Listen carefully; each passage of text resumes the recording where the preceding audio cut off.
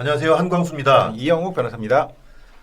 네, 여러분들이 책을 내려고 할 때 출판사와 다양한 계약을 할 텐데요. 요즘은 종이책뿐만 아니라 전자책도 내고 있지 않습니까? 네, 네, 예. 그렇기 때문에 이 전자출판에 관해서도 여러분들이 별도의 계약을 하는 경우도 있습니다. 그리고 과거에 종이책을 예. 냈는데 예. 내가 이번에 전자책을 내고 싶다. 예. 아니면 나는 이번에 그냥 전자책만 처음부터 하고 싶다라고 예. 할 경우에 예. 이때 어떻게 계약을 할 것인가 이게 네. 항상 궁금할 텐데요. 네네. 네네. 근데 요 강의 취지를 먼저 잠깐 말씀드리면 이게 네네. 이제 처음 이런 계약서 체결하시는 분들 대상으로 네. 사실 이제 우리 문화체육관광부에서 표준계약서가 굉장히 많이 나와 있는데 네. 그 내용을 한 번이라도 그냥 좀 한번 쭉 읽어 가시는 게 아무래도 여러모로 도움이 됩니다. 네네. 그런 분들한테. 그래서 저희가 표준계약서도 어려워하실 수 있거든요. 그 예술하시는 분들이나 네네, 그렇죠. 집필만 하시는 분들은. 그래서 저희가 그런 분들 읽기 쉽게 설명하면서 이해하시라고 이런 이제 강의 마련했다는 거 취지를 말씀드리고요. 그래서 전자출판 배타적 발행권 설정 계약서고요. 그 상황 말씀드리면 어떤 이 박재원 작가님이란 분이 전자책을 내기로 한 이 B 출판사에서 출판하는 계약, 그런 계약이죠. 네. 그래서 이 강의는 저희가 강의하는 2024년 기준 표준계약서에 대한 저희 의견이 들어가는 거니까 그렇게 잘 이해해 주시고 실제 계약 체결하실 때는 변호사 등 전문가 도움 받으시면 좋겠습니다. 네네. 자, 이렇게 출판사하고 배타적 발행권 설정 계약을 할 때 실제 이제 저작자가 누구인지 네. 그리고 그 권리자가 누구인지 어떤 저작물인지 그 내용이 무엇인지를 이렇게 간단하게 정리하는 내용입니다. 네. 네. 그래서 이런 계약을 체결한다는 거고요. 네. 이 계약의 목적은 이제 당연히 이제 전자책 발행을 위해서 출판사와 이제 저작권자가 서로 간에 계약을 하는 거겠죠. 네. 네. 이제 정의를 말씀드리면 정의가 대체로는 근데 그 저작권법 내용이라서 네. 이거를 따로 뭐 자세히 설명드릴 필요는 없을 것 같은데 네. 그냥 간단히 보면 복제 뭐 다 아시죠? 네. 배포가 이제 그쵸, 배포 나눠주는 거. 네, 그렇죠. 발행, 네, 공중송신이 이제 보통 우리가 말하는 인터넷이 전송이 이제 공중송신에 들어가고요. 전송이 들어가고 배타적 발행권이 제일 중요하다고 할 수 있는데 저작물을 공중에 수요를 충족시키기 위해서 복제 배포하는 거랑 복제 전송하는 것에 대한 배타적 권리를 말한다. 네. 다만 출판권은 뺀다, 제외한다. 네. 그렇게 되어 있습니다. 요게 이제 배타적 발행권이 어떻게 보면 계약의 핵심적인 내용이겠습니다. 네네. 등록은 이걸 이제 저작자의 성명, 저작물 제호 같은 거를 저작권위원회에 등록하는 건데요. 요거를 등록해야 제3자에 대한 대항력이 발생한다. 그러니까 앞에서 본 사안에서 출판사가 등록하지 않으면 제3자가 어떤 불법행위를 한다 그래도 이게 안 되는데요. 네. 등록을 하면 제3자의 불법행위 돼서 출판사 나름의 권리로, 출판사의 권리로 제재를 할 수 있다. 그게 네. 이제 중요한 차이점이겠습니다. 네네. 그리고 저작 인격권은 저작자에 대한 어떤 저작자의 인격을 보호하기 위한 권리고요. 네. 전자책은 어떤 건지 다 아시겠죠? 오디오북. 계약의 해지와 해지는 어떤 계속적인 계약에서 장래요만 있는 거고, 해제는 그런 보통 계약에서 원래 소급표가 있는 거고요. 네. 분쟁 조정, 이건 뒤에서 보겠습니다. 네. 배타적 발행권의 설정. 저작권자는 발행사에게 위 저작물에 대한 배타적 발행권을 설정한다. 네. 다만 저작권자는 제12조 1항에서 정한 발행 등의 방법 및 조건이 중첩되지 않는 범위 내에서 위 저작물에 대한 새로운 배타적 발행권을 제3자에게 설정할 수 있다. 예. 배타적 발행권이라는 게 누구한테 네. 전자책을 발행해 주는 거라고 한다면 네. 중첩되지 않는 범위에서 네. 딴 사람한테도 뭐 오디오북을 만드는 걸 설정해 네. 줄 수 있는 것처럼 네. 굉장히 유연한 권리입니다. 이게 네네. 출판권은 뺀 나머지 부분은 자유롭게 이제 형성되는 권리라고 보시면 되겠습니다. 네네. 배타적 발행권 설정의 등록. 저작권법에 따라서 발행사는 배타적 발행권 설정 사실을 한국저작권위원회에 등록할 수 있다. 네. 설정 등록하는 경우에 저작권자는 뭐 협력하는 건 당연하겠죠. 네. 자, 배타적 이용. 발행사는 12조 1항에서 정한 조건 및 방법에 따른 위 저작물의 발행 등에 관하여 독점적이고 배타적인 권리를 갖는다. 네. 저작권자는 이 계약 기간 중 이 저작물의 제호 및 내용의 전부와 동일 또는 유사한 저작물을 이 계약에서 정한 조건 및 방법과 같거나 유사하게 제3자로 하여금 전자책 발행 등의 방법으로 이용하게 해서는 안 된다. 네, 그렇죠. 네. 독점적이라는 거죠. 네, 그렇죠. 한 곳만 하라는 거죠. 네. 배타적 발행권 존속 기간. 발행사가 보유하는 저작물의 배타적 발행권은 계약일로부터 최초 발행일, 그다음 최종 발행일로부터 몇 년까지 효력을 네. 갖는다. 보통 네. 뭐 3년. 네. 아마 저작권법에 별다른 규정 없으면 3년으로 돼 있는데 네. 뭐 3년, 5년 이렇게 하는 것 같습니다. 네. 저작권자 또는 발행사는 계약 기간 만료의 몇 개월 전까지 계약의 종료를 통보할 수 있고 한쪽이라도 통보를 하면 이제 계약이 종료되는 거고요. 네. 다만 이제 1개월이다. 1개월 전까지 아무도 통보를 안 했다 서로 네. 종료 통보 없는 경우에 동일한 조건으로 몇 년까지 자동 연장된다. 네. 여기다 쓰면 되겠죠. 네. 3년 이렇게. 그러면 저작권 사용료는 정산해야 되는 거고 네.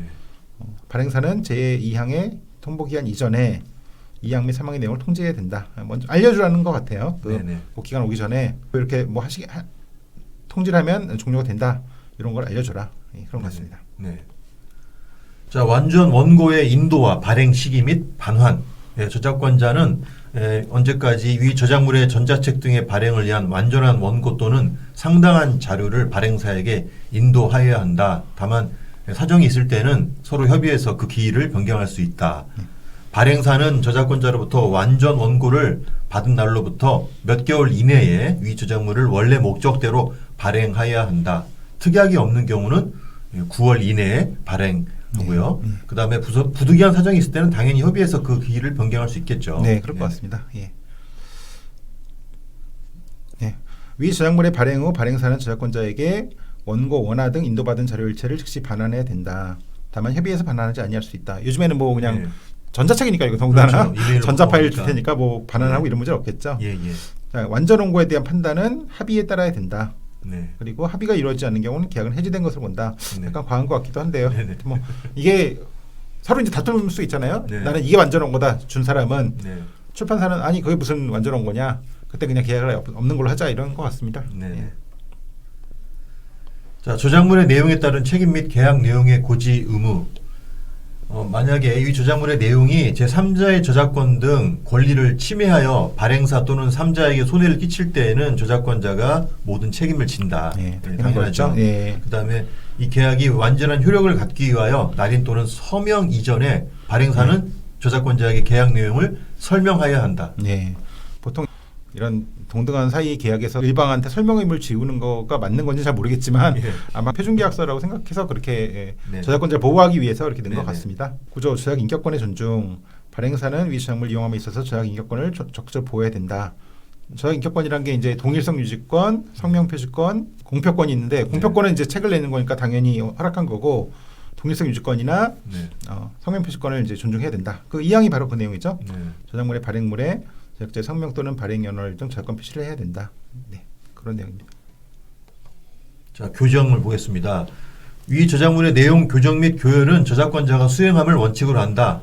다만 저작권자는 발행사에게 교정 및 교열에 대한 협력을 요청할 수 있으며 발행사는 저작권자의 요청에 따라 수행한 교정 및 교열 내용에 대해 저작권자로부터 최종 확인을 받아야 된다. 예, 네. 작가가 수행 교정하는 거 또 네. 원칙인 것 같아요. 그죠? 네, 그렇죠. 네.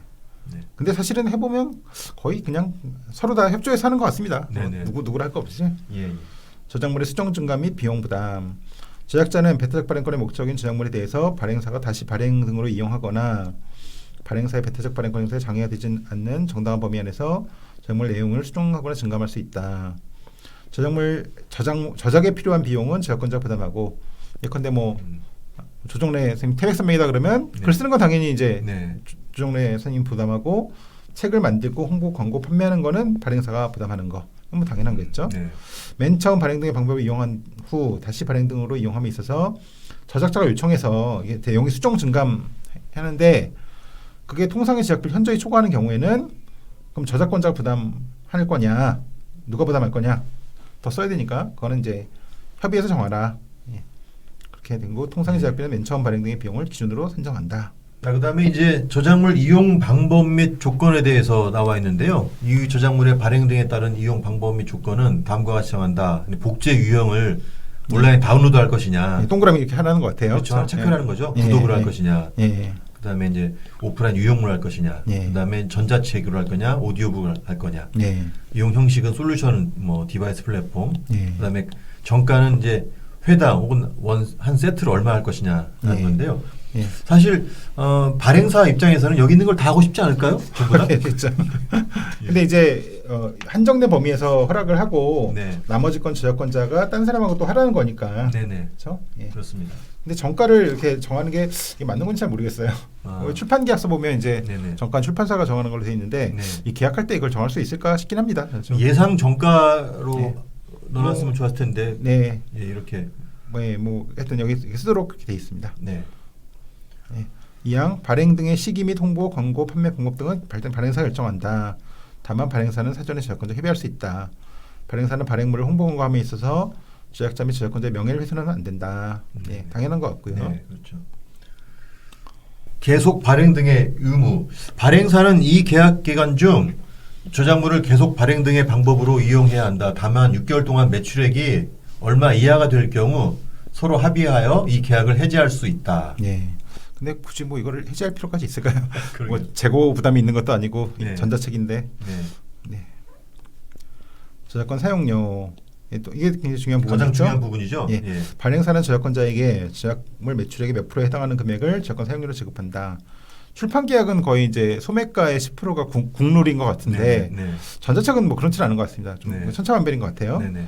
발행사는 몇 개월에 한 번씩 매출 현황을 저작권자에 통보하고 30일 이내에 저작권 사용료를 지급한다.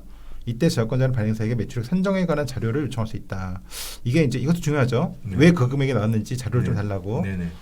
만약 발행사가 매출 현황을 위 약정 기일에 통보하지 않은 경우에는 저작권자는 직전 저작권 사용료에 해당하는 금액을 일단 청구하고 네. 이건 지급 이제 발행사는 또 지급해야 되는 거고 이거를 네네. 그 금액이 실제 매출액보다 많이 산정되었음을 입증하는 경우에는 공제하고 뭐 적게 산정되었으면 입증하면 당연히 더 줘야겠죠. 예. 그럴 것 같습니다. 네. 자, 선급금. 발행사는 이 계약 성립일로부터 얼마 영업일 이내에 선급금으로 얼마를 지급한다.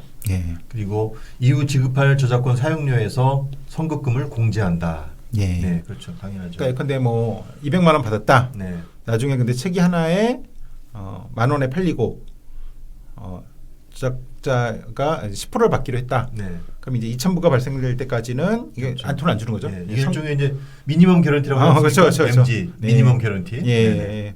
그 MG가 이제 그 뭐 연예 계약이라거나 네. 매니지먼트 계약이라거나 뭐 이런 계약이라거나 다 거의 이제 통용되는 것 같은데 웹툰은 약간 또 다른 것 같아요. 아, 그렇군요. 네. 웹툰은 이제 MG 방식도 있지만 네. 원고료를 주고 뭐 추가로 대가를 주는 경우도 있고 뭐 좀 약간 계산이 복잡합니다. 네네. 그래서 지금 제가 이제 그 만화 웹툰 계약서를 좀 작업을 관여하고 있는데 상당히 그 부분이 약간 이슈가 많습니다. 그렇군요. 그건 나중에 따로 한번 네. 보도록 하죠. 예.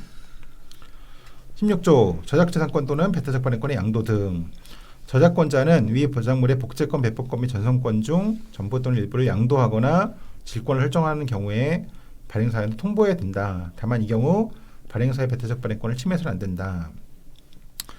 발행사는 위 저작물의 배타적 발행권을 양도하거나 회사요. 네. 양도하거나 질권을 설정할 때는 동의를 받아라. 그러니까 잘 보시면 1항하고 2항이 다르죠. 네. 1항은 동의받을 필요는 없다는 거예요. 예, 작가가 이제 줄 때는 예. 딴 사람한테 2항은 회사가 줄 때는 동의 받으라는 거고 1항을 보면 근데 양도할 때는 통보만 하면 되는데 그러면 이제 저작권 사실은 저작권 문제 생길 수가 있거든요. 네네. 저작권이 넘어가는 거니까 네, 그렇죠. 새로운 권리를 받은 사람이 예. 왜 내 허락 없이 발행하지 말아라 이렇게 할 수 있는 거니까 그래서 이제 다만 이 경우에 배타적 발행권 침해해서는 안 된다고 했는데 그건 약간 뭐랄까 약간 부족한 면이 있고 네. 하지만 앞에 보시면 우리 이제 등록하게 돼 있잖아요. 예, 예. 등록을 하면 이제 문제는 없겠죠. 그런 문제는 없겠죠. 네. 그래서 그렇게 좀 조화를 이루긴 한 것 같습니다. 네네. 다만 이게 저는 제 생각에는 저작권자는 통보만 하면 되고 발행사는 동의를 얻으라는 게 약간 좀 불균형이 있지 않나 뭐 그런 생각이 약간 듭니다. 아, 그렇군요. 네. 자, 발행 데이터의 권리 귀속. 네. 자, 발행 등의 방법으로 이용하기 위하여 발행사의 노력과 비용으로 만들어진 각종 데이터에 관한 권리는 발행사에게 귀속된다. 예. 그렇죠. 예. 저작권자는 이 계약의 유효 기간뿐만 아니라 예. 계약 종료 후에도 예. 발행사의 문서에 의한 승낙 없이는 발행 데이터를 직접 이용하거나 제3자로 하여금 이용하게 해서는 안 된다. 예. 만일 발행사의 발행 데이터를 저작권자가 제3자에게 이용하게 하고자 하는 경우 발행사로부터 발행 데이터 파일을 매수해야 된다. 예. 네. 그리고 발행사가 저작권자에게 발행 데이터 파일을 양도하는 경우 구체적인 금액 등에 관한 사항은 별도로 문서 합의로 정하고 예. 이때 발행사는 저작권자에게 합리적인 양도 금액을 제시해야 한다. 네, 네. 그렇죠.